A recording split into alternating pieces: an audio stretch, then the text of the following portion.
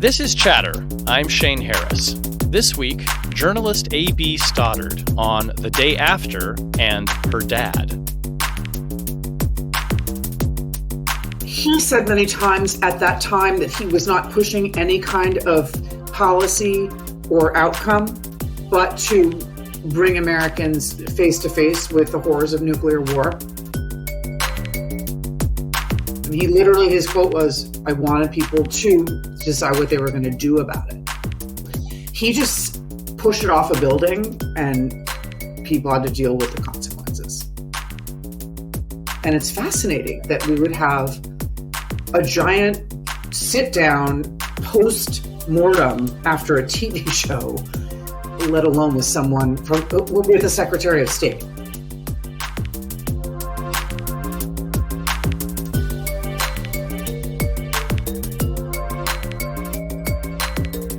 A.B. Stoddard, welcome to Chatter. Thank you for joining us. Thank you so much for having me, Shane, and thanks for your interest in this whole topic. Yeah, so you may not need much of an introduction to a lot of our listeners who are probably very familiar with your political writing, your journalism, the work that you've done over the years for The Bulwark, on the Bulwark podcast, writing for the site. But we're here today to talk about something a little bit different. So to introduce people to that, who was your dad and what is the project that he is so associated with that we're going to be talking about today? My father's name was Brandon Stoddard. We lost him in 2014. He was a television pioneer. He started out in advertising. He ended up in television. He started out in daytime. He moved to nighttime, to primetime, to television shows. Then he moved to what became known as the mini-series, the multi-night television program. And then he dabbled for a while in feature films. ABC actually had a 4-year run during which they made 6 films. They succeeded at the box office. Flamingo Kid with Matt Damon, Silkwood with Meryl Streep, were several of them Prizzi's Honor. So they did quite well, but that was a limited experiment. And then he basically continued with the making of miniseries. And The Day After is known to many Americans because it depicted the horrors of nuclear war. And that's what we're talking about here. And it's so interesting, and I know it is to you, Shane, that there are any Americans walking around that don't know about it is still shocking to me, because I feel that even if you're around, 20 years old, the idea that your parents wouldn't have discussed this with you, that you're walking the earth not knowing that there was this television show that depicted the grisly, ghastly result of nuclear war, seems strange. But there, as you know, so many things that we no longer talk about anymore, and nuclear war is one of them. That's right. And we should note for people, and they may remember that in 2022, I had a discussion on Chatter with Nicholas Meyer, who was the director of The Day After, who your father knew well and worked with, that this film, when it aired in 1983 on ABC, and it was a Sunday night, I remember it well because I watched it with my parents, was, I think, the most watched television film in history. I mean, this was an absolutely epic event. I mean, it was something that not only was everyone talking about, and we'll get into this a little bit later in the conversation, but it got the attention of the president of his administration, Ronald Reagan's administration. It was just an absolutely huge event. And you wrote a column about this back in November for The Bulwark titled "The Day My Father Scared America."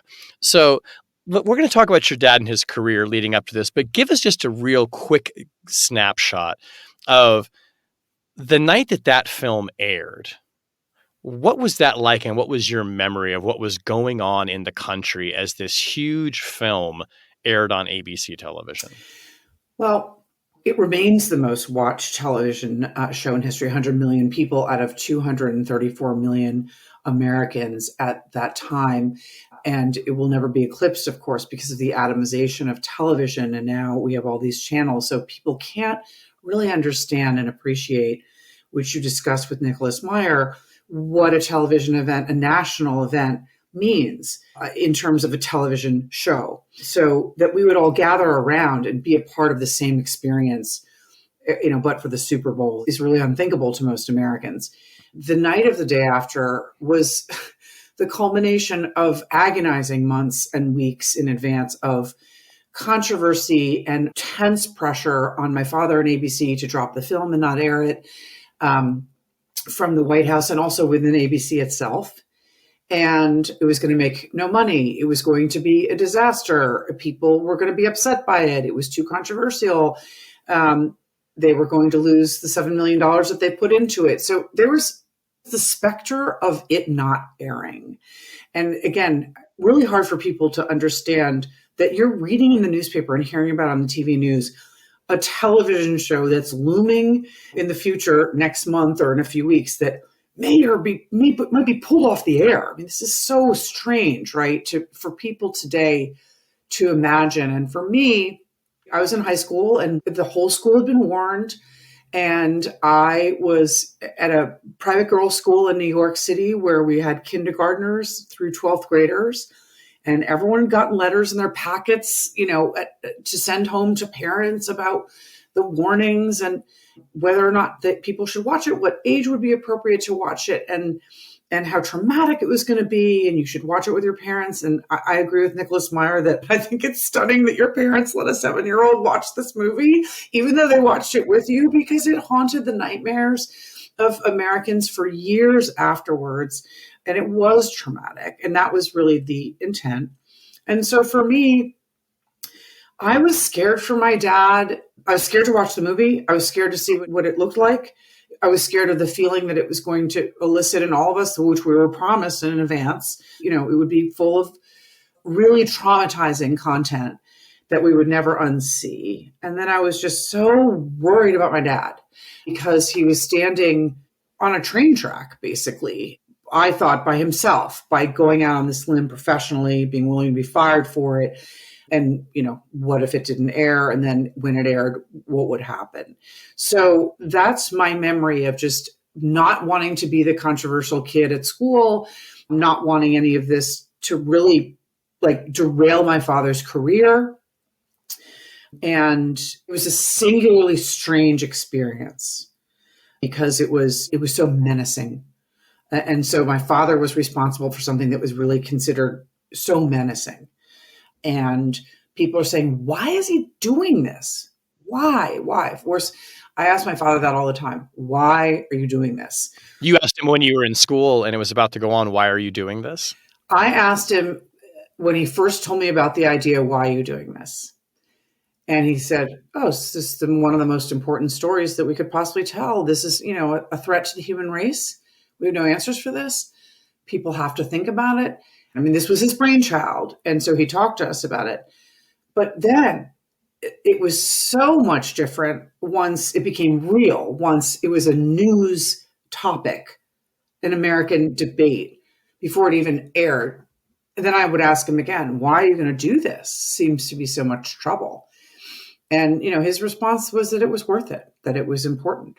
This is at a time when I don't think people associate television networks and kind of the movie of the week format with taking on particularly controversial or daring subjects. But this was not the first time that your dad had pioneered not only a format in television with, Day After was supposed to be 2 nights. We've talked about with Nicholas Meyer, but it ended up being 1 night. But he had waded into some really controversial and very meaningful and difficult subject material before. So rewind the tape a little bit and talk a little bit about some of your father's early experiences and some of the projects that he brought to television. So I think his singular accomplishment, the most important one, was the making of Roots. And that was in 1977. And last year was the 45th anniversary of Roots. This year is the 40th anniversary of The Day After.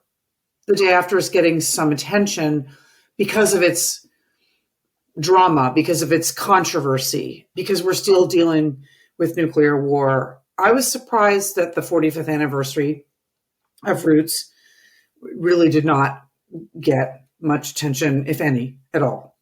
Roots was so daring We look back now and we say, oh, well, that was just so important. I mean, it was this national water cooler. We all came together, and for however many nights, we watched this beautiful story about an American family. We didn't know what was going to be going into it, but we felt so good afterwards, despite graphic, brutal beatings and whippings by white masters of black slaves. We ended up following this family into their freedom and feeling that we were having this national moment. We were galvanized into conversation from this movie and this experience, and we all grappled with these difficult issues together. And wasn't that so necessary and so productive? That was the way Roots made Americans feel. It's taught in history books. Kids in school learn about it because it's so seminal and so powerful in a positive way. But on the other side of it, the decision to make it, the decision to commit ABC to this project, my father bought the rights to Alex Haley's book before he finished it. No one wanted to advertise. It was such a fly by the seat of the pants dare on my father's part, but he believed so much in this story. And in the end, of course, you look back and you say, well, oh my God, it changed everything. It almost like had to come to pass. But on the front end, boy, was he facing a lot of adversity. And I think that's what kind of wet his feet for the experience of having the guts to make The Day After and insist that it be aired and risk getting fired over it. I'm curious, did he come to the novel Roots because it was a popular novel and people were aware of it at the time? And did the success of that show give him a lot of credibility within ABC to take bigger risks, which ultimately pays off down the road 6 or 7 years? Again, Alex Haley was not finished with his book. And then it was published, if I remember correctly, kind of in tandem with the airing of the miniseries, close enough. So it was not a published bestseller. But there's no question that his willingness to make ABC take this risk and have it succeed gave him a foundation for taking more risks like The Day After. But even though he had all this credibility and a record of success, he talked about it in an interview years later, and he said every department in ABC was mad at him. The legal department was worried about the response from the White House. The affiliates hated it because they were getting local pressure and protests down at their stations. The programming department didn't want it. They thought there would be no ratings. The sales department didn't want it. There would be no ads. The marketing department, what were they going to market? Like a nightmare, right? So he was literally on an island, completely isolated, and he just did not know that going in. He thought this is a really important thing that we all share, right? It's our worst nightmare that we could blow up tomorrow. And he cited years later a poll, he called it a survey, that 53% of Americans believed that Ronald Reagan would take us into a nuclear war, and 75% of us at that time believed nuclear war would happen in the next 10 years. So this fear was so palpable. And his intention was, I've got to make everyone talk about this and think about this. And the reaction was, we don't want to. And so you can't compare it to Roots, right? He builds up this credibility. He has a record of success. He tells these guys, come on, let's do this. Television can become national events. They can produce national conversation.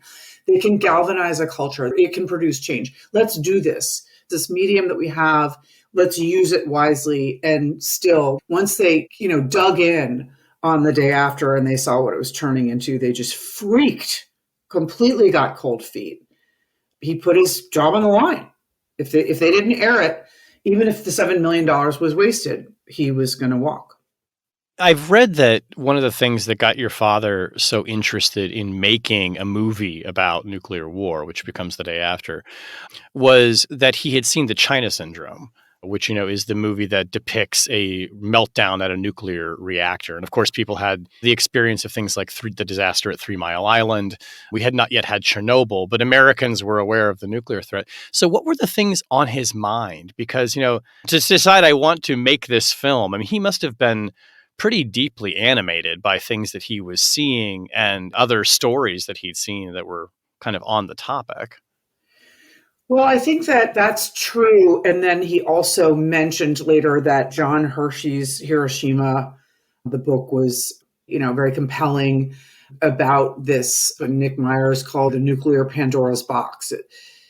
Who is the artist that wants to talk or write about this stuff, Mm. right? That wants to portray nuclear war. The way my father described it later was that we were living with this threat. It was so real for most of America. And then there's a separate conversation we can have about the concept of a limited nuclear war, right? So that's another factor in the debate about whether we could survive it. And I think that the way he described it later was that people could not handle it. And so they just lived in denial.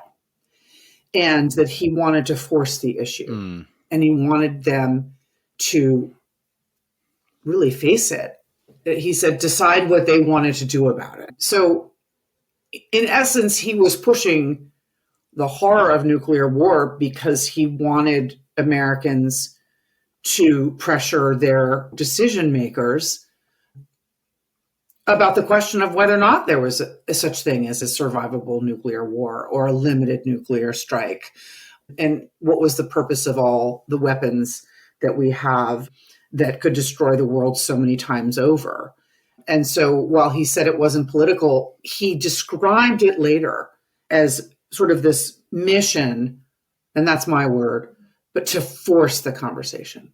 I think we usually think of people who are involved in television production as being primarily interested in entertainment, but it sounds like your dad was pretty socially conscious and had some belief that he could use this position and this platform as directing motion pictures that go on to be seen by millions and millions of people to, advance some kind of thinking or argument or cause. I mean, was he a politically active person? How did he see like his role in a company that is primarily about entertaining people, not necessarily provoking them? So that's such an important question because my father was so not political. He was a storyteller and he understood the importance of storytelling and the power of narrative and the importance of our shared humanity. He was drawn to things that not unite us in agreement, but unite us in our shared humanity. What connects us? And so he made miniseries. He loved great stories. The Thornbirds, the Rich Man, Poor Man. And then he did Washington Behind Closed Doors and Winds of War. And a lot of them were important in historical context or a message about this or that, our government. But he also just loved great, wonderful stories about love and about life and about our relationships with each other. So he was not political. He did not have an agenda. But what's interesting about The Day After is he ended up hiring Ed Hume to write The Day After, who admitted a week before the film aired that ABC did not know that he was a nuclear freeze advocate who was very alarmed about the specter of nuclear war. And he did not share that with ABC when he was hired. So a lot of people could look at The Day After and accuse my father, as Jerry Falwell did, of making propaganda and having an agenda. But I can tell you personally, and across his entire career, he didn't just run around making national security focused projects or movies that have a political edge. He loved a great story, and that came first. And he was very apolitical. And people may not remember, you mentioned the Thornbirds and Winds of War. These were huge miniseries when they were on. In the case of the Thornbirds, like this multi-generational story. I very much remember my grandparents absolutely loving, and it was a big deal. And you're right, it was not very political. It was just more rooted in storytelling. But to kind of go back to him pioneering the miniseries, like people take this for granted now because we live in a time when we have, limited series of 8 episodes on Netflix or whatever. But that was a really new format when they were doing this at ABC. The idea that you would essentially do kind of a filmed version of a novel almost, really, right?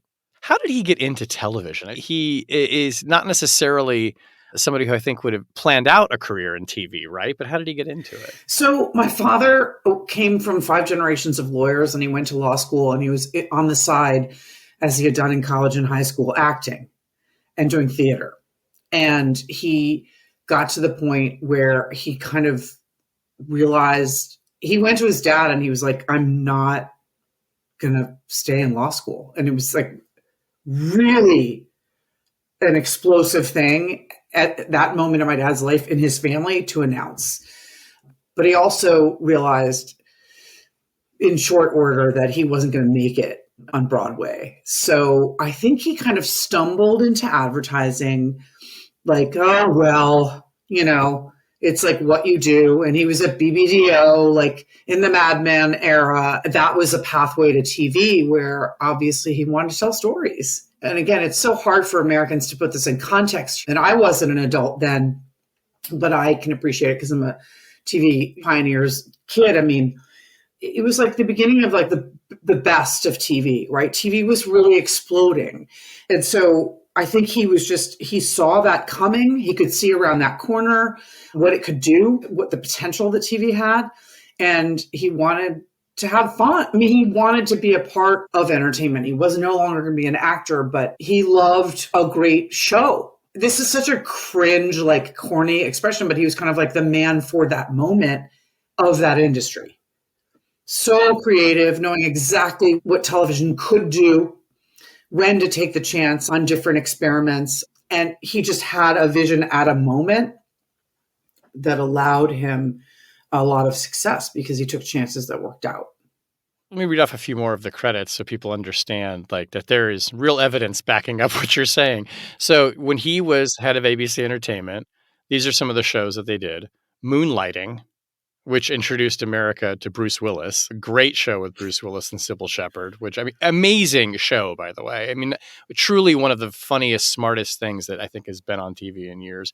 Roseanne, kind of a cultural milestone and marker. The Wonder Years, show everyone loves. 30-something, which was groundbreaking. Basically, there are shows that come after them that look like those shows. Yes. Right? They sort of break ground with genre, with subject matter, with format. 30-something is a great example of this. When he was there, they did the TV movie Friendly Fire with Carol Burnett about trying to investigate a son who was killed in a friendly fire incident in the Vietnam War. I mean, it's actually a movie of a book his friend wrote. Okay. It's a beautiful movie. That's a time where they're attacking on network television Carol Burnett doing a movie about Vietnam. I mean, that is not in the zone of what most people think is normal TV fare. And he goes on to do things like, My So-Called Life, which, I mean, again, is a groundbreaking film that introduced so many actors that are now mainstay actors, including Claire Danes, probably being one of the biggest ones. So what is it like for you growing up in a house with a dad who is kind of at the epicenter of culture that way? So my dad, it's interesting. If people read about him, they will learn he was not reveling in the Hollywood life. So he was kind of this East Coaster. Was he in LA? He was in LA. My parents were divorced. I was with him in the summers. We would go live with him for several months. And then he was in New York a lot for work. And so we saw him all the time. And we'd spend the weekend, in his hotel room, and we'd go to Broadway shows. And he was a very present dad. What it was like was so interesting because of what I just noted, which is my father was not attracted to that life. He was not out at premieres. He only went to work functions that he absolutely had to. And he really avoided all of that. So there were lots of gossip and rumor. What's wrong with this guy? Why is he always is he gay? Why is he dodging these parties? What's going on with him? Does he have a secret life? And it was because it just wasn't his jam.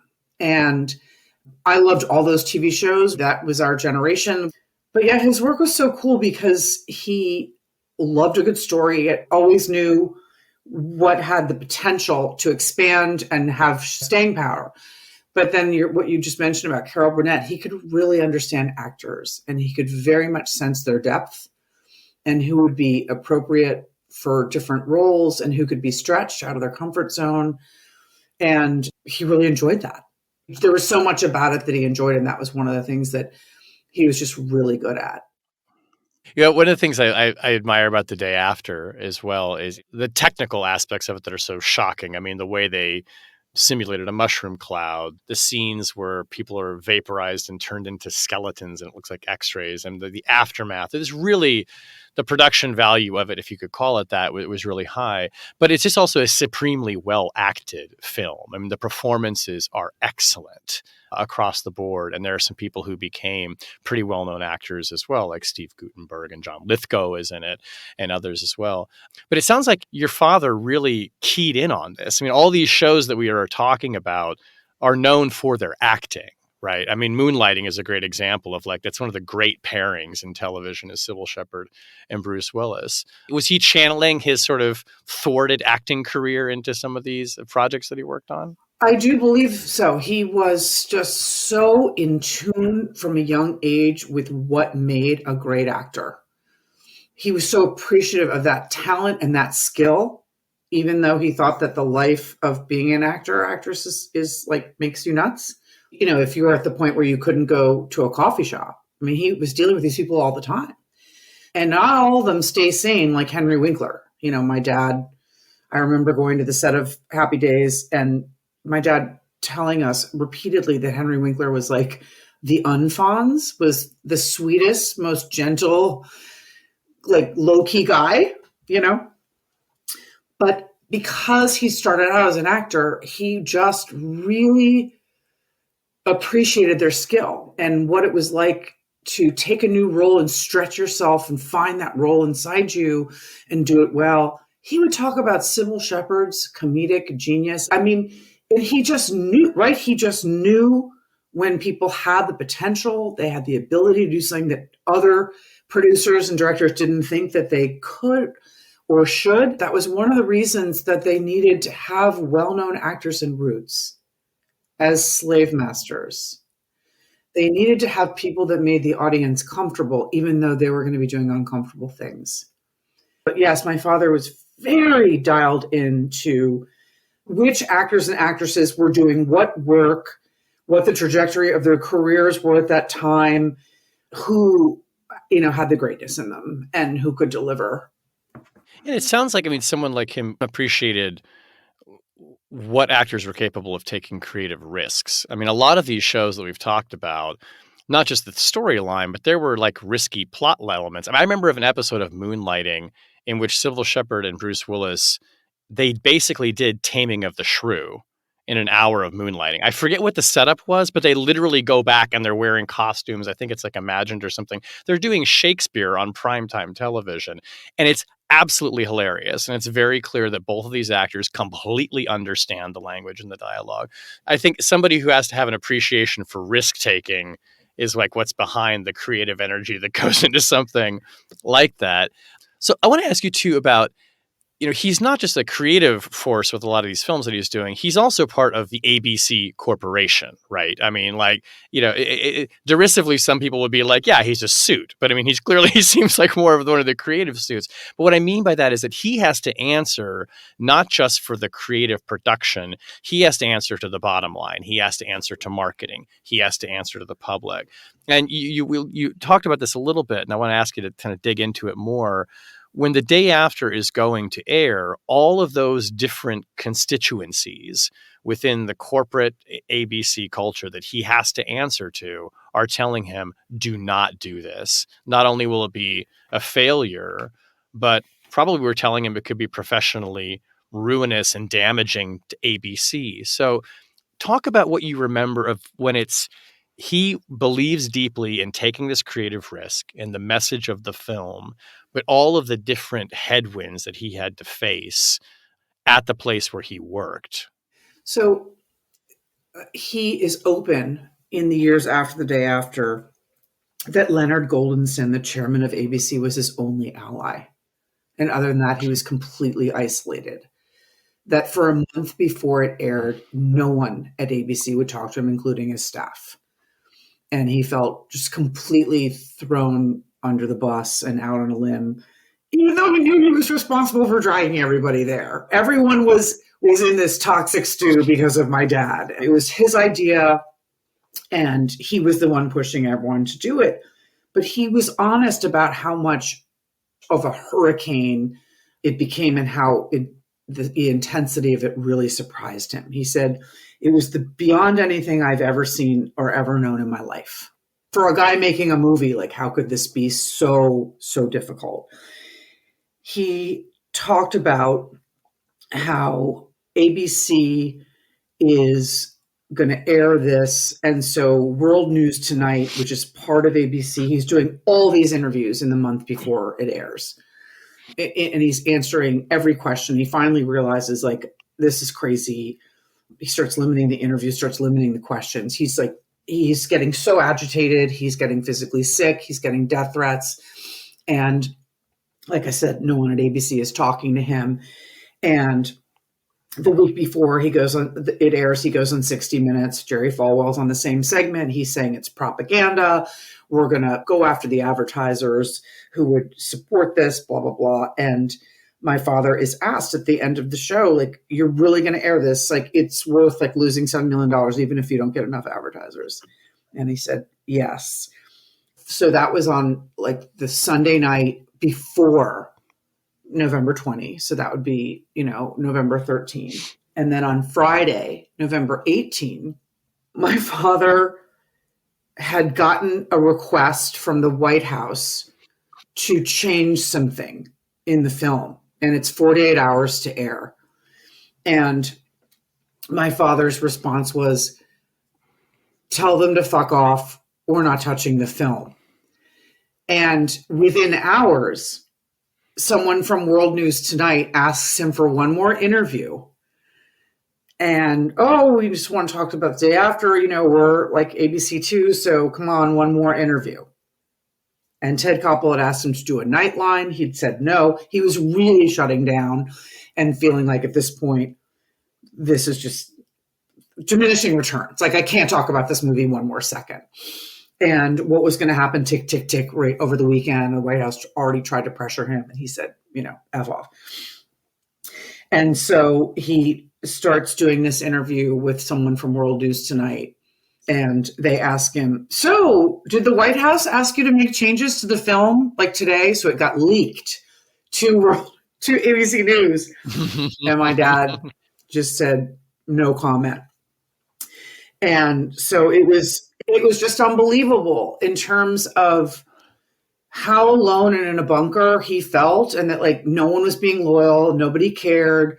And at the same time, he knew it was his fault, right? So it was such a conflict for him, stew of feelings that he believed this project was worthwhile, but he knew he'd really dragged a lot of people through a lot to get there.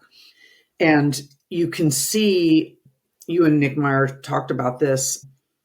They held a conversation on ABC's Nightline, occasionally became something called Viewpoint. And they held a conversation about it afterwards. And they're the most articulate, they're experts on the panel, but they don't really know what to say about the movie.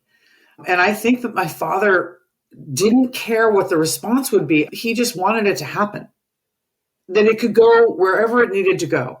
He just wanted it to make air. And he knew he was causing a world of trouble in the making of this movie and pushing it to air. And that was his only goal. I don't know if there's ever been a major television film that is then followed by a panel in which you have the Secretary of State being interviewed. And then, Henry Kissinger and Carl Sagan is on the panel. And this incredible kind of moment where everyone's gathered in their living rooms, quite literally in some cases. People got together to watch this movie in restaurants and bars and halls. And we kind of have this big national conversation about what we all just watched, almost as if we're kind of doing it in a classroom setting. Was that his idea? Did he want to do the panel, and did he think that that was helpful? The White House wanted to have a let's talk about this moment to calm the nation down. And so that's why the Secretary of State was dispatched to be the opening guest. It's so interesting, just as for journalists listening to this conversation that you and I are having, Shane, just Ted Koppel was so in control of that conversation. I mean, TV journalists today would never ask the kind of direct questions and follow up that Ted Koppel put these people through, including the Secretary of State. It's fascinating. It's just an experience to take in that whole segment. It's an hour long. And he opens it like, look outside. There are trees in your yard. You know, the sun is going to come up tomorrow. We're all alive. Like it just because they knew that everyone was going to be so shaken, that it was definitely the government's idea. ABC went along with it and thought like, yes, that's so great. We'll do that. We'll all have this like, you know, national water cooler moment together. But no, my dad did not say we all have to have a conversation that calms people down. It was like, I'm going to do this and blow your mind. And you all just do what you want with your mind blown. I mean, he literally, his quote was, I wanted people to decide what they were going to do about it. And so he just pushed it off a building and people had to deal with the consequences. On the panel, people who are critical of the movie don't have a point about why the movie was wrong to air, why the movie was a mistake, why the movie was an outrage. Kissinger goes around and around. He basically says, everybody, we've had these statistics and this data about nuclear weapons for 30 years. I wrote a book 20 years ago saying blah, blah, blah. And it's just a bunch of people who are pissed off that the movie was made and aired, but they're not making the case that it shouldn't have been and that Americans shouldn't come to grip with this. And it's fascinating that, as you said, that we would have a giant sit down post-mortem after a TV show, you know, let alone with someone with the Secretary of State. Let's talk a bit about the legacy of this film, too, because it has a very powerful legacy, not just in the minds of people who saw it, but it arguably alters policy. I mean, it has a real impact on Ronald Reagan, you know, who sees the film. Talk a little bit about the legacy of the film and what did your dad share with you, if anything, about the way it did change people's minds? Because it seems like he succeeded pretty spectacularly. He said many times at that time that he was not pushing any kind of policy or outcome, but to bring Americans face to face with the horrors of nuclear war. But it is true that Reagan wrote in his diary that he was very shaken by this. And he did come with Mikhail Gorbachev years later to an arms reduction deal, the Intermediate Range and Nuclear Forces Treaty. And that's what's so interesting about what Nick Myers told you, is that he wanted Reagan to lose re-election because he felt Reagan would, because he was so associated with selling nuclear arms buildup and maybe this concept of a limited strike and a limited war. I love that quote that I used in my column when I wrote this on the anniversary, that Myers said, you know, I did something different. I changed his mind. And they did. But what's so interesting is that, again, my father's desire to tell this story it wasn't tied to an outcome. And that's what I think is so interesting about the creative process. Really creative people have an idea. They believe in the power of that idea. They will face all critics of that idea and do it anyway. And I think a lot more of us would be a lot more creative if we weren't tied to the outcome. And that's what's so amazing about his bravery and his courage in forcing this into reality, is that it was important to tell this story, whether it ended up moving Ronald Reagan, and thank God it did, or not. One thing that's probably a real mark of distinction for The Day After is that no one has ever tried to imitate that film. Like, no one has made something in the style of The Day After. I can't think of one. There's a British film called Threads that is sort of similar to this. I think we were around the same time, but like nobody's been like, yeah, let's redo The Day After.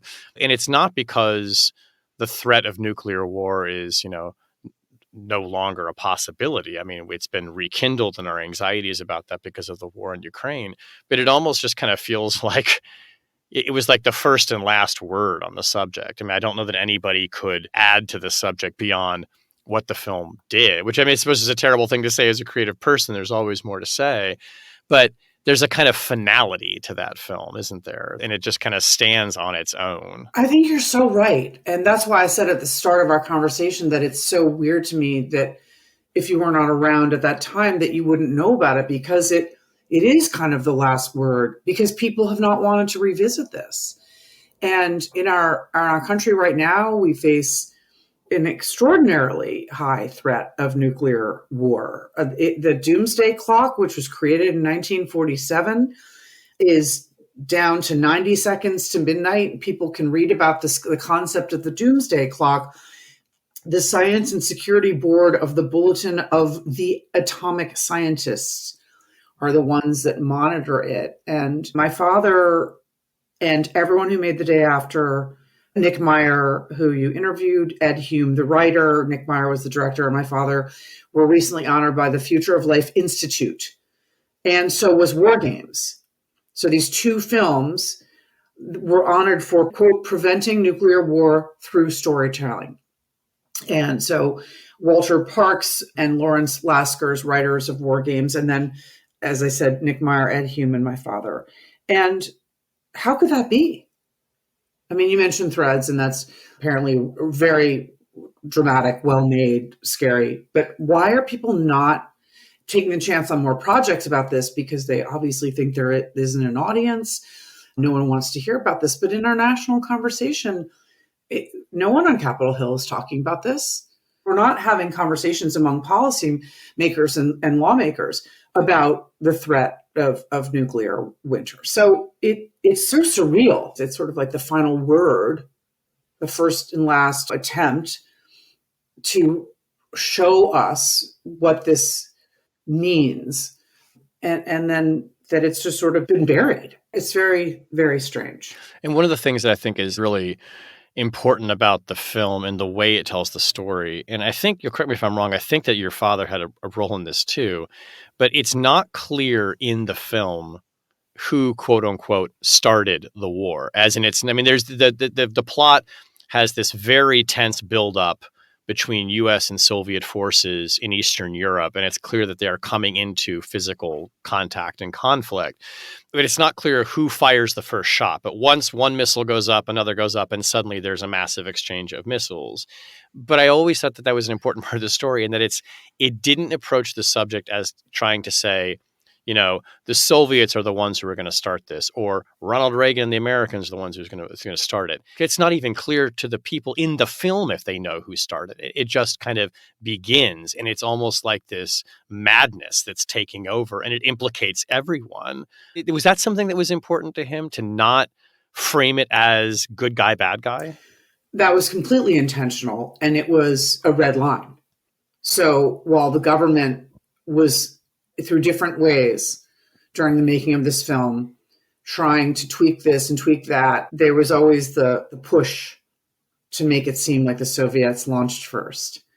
And Meyer and my father and everyone making the movie were emphatic that the entire purpose of this movie is to just be that person in Lawrence, Kansas, who is a part of an explosion or is far enough away that you're a survivor and you're going to die of radiation poisoning, and you're in a post-attack, every man for himself, horror. And that has nothing to do with which country did what and which country would be more likely to do what. And obviously, if the movie had had a plot where the Soviets struck us, it would have emboldened the proliferators, right? It would have emboldened the side that they would say, see, we're going to get attacked. And so we need to make sure that we're dominant, and we need more weapons. We need them sooner. We need to keep operating them. And so that was really a red line. That was like, you couldn't have the movie without that. It had to be completely neutral and a mystery about how it happened. I'm curious, what influence, if any, did he have on your decision to become a journalist and to start writing about politics and public policy? Well, I really think my father and I share that storytelling passion. And I started out in journalism writing features out in suburban Northern Virginia. And I think I got into politics because it's like sports, it's just such a human drama.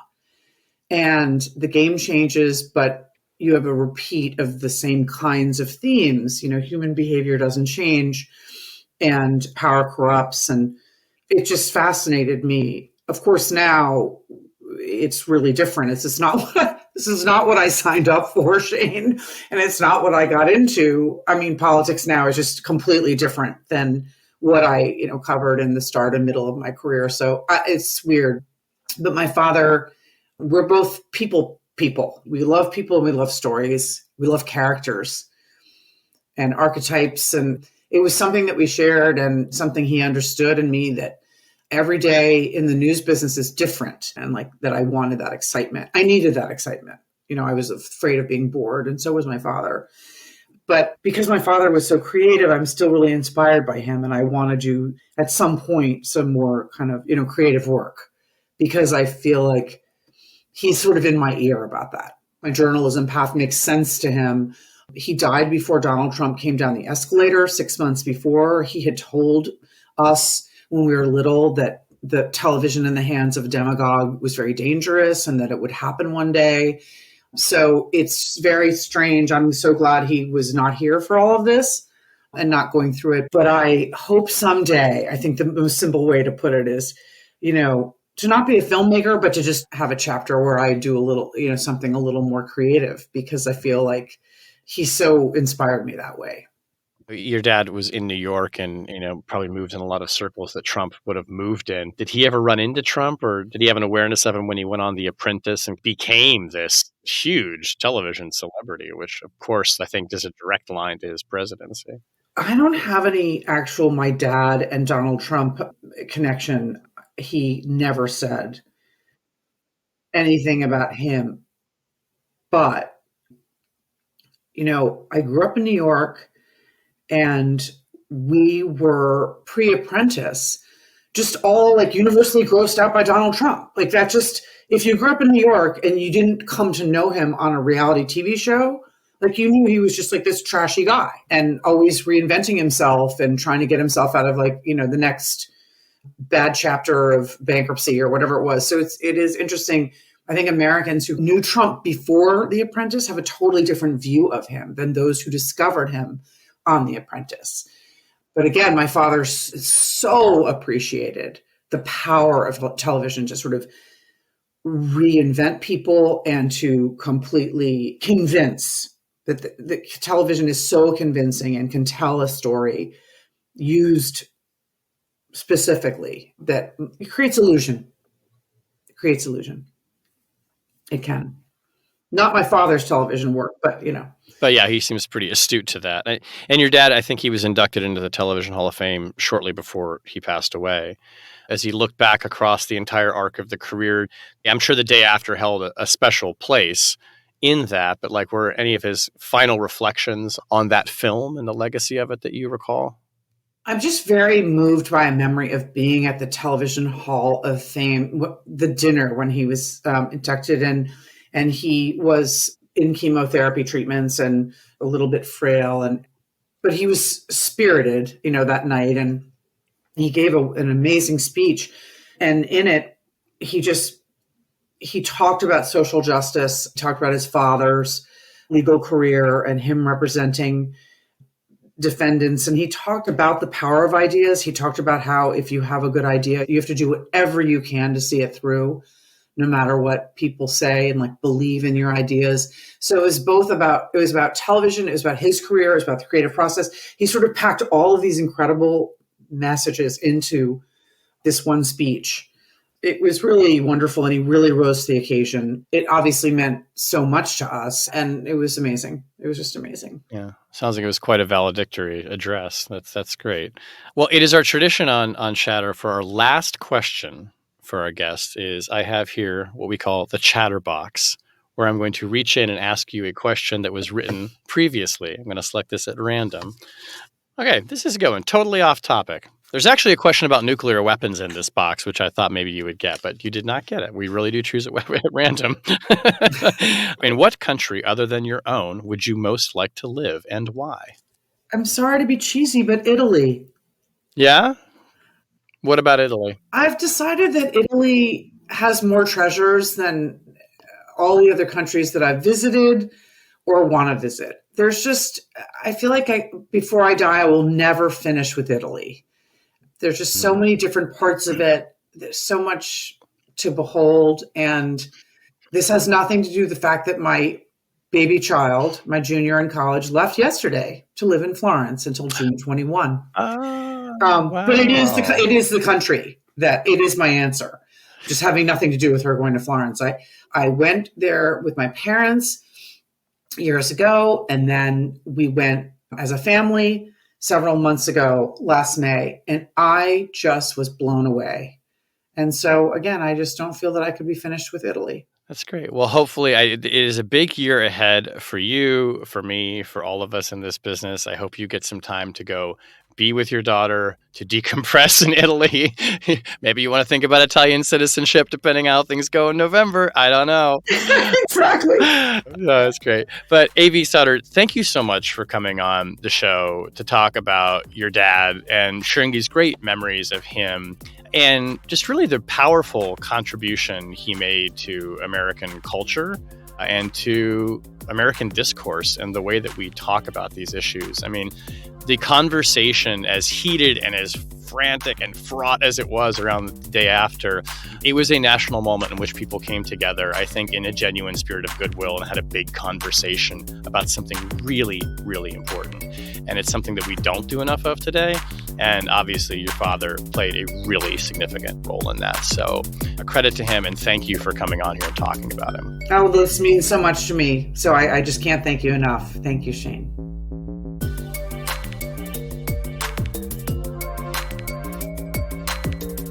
That was Chatter, a production of Lawfare and Goat Rodeo. Please subscribe to the podcast and find us on Twitter @ThatWasChatter.